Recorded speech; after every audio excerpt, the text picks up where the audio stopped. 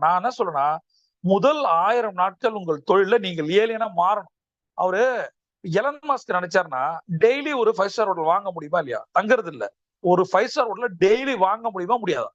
Daily ஒரு 5 star ஹோட்டலை வாங்கக்கூடிய எலன் மாஸ்க், அவர் ஆபீஸ்ல ஒர்க் பண்ணிட்டு அந்த ரிசப்ஷன் சோபால தான் தூங்குவாராம்.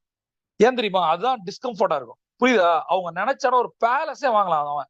ஆனா எவ்வளவு கஷ்டப்படுறான் பாருங்க. எந்திரிச்சு அப்படியே ஒர்க் பண்ணுவான். சில பேர் அப்படிதான் இருப்பாங்க. ஒர்க்கஹாலிக்கா இருப்பாங்க. ஆனா டிம் ஃபெரிஸ் என்ன சொல்றாரு? கஷ்டமே படாதடா, ஜாலியா இரு. எனக்கு இந்த கான்செப்ட் ஜாலியா இருக்க முடியும். எப்படி? அதான் அவர் சொல்றாரு.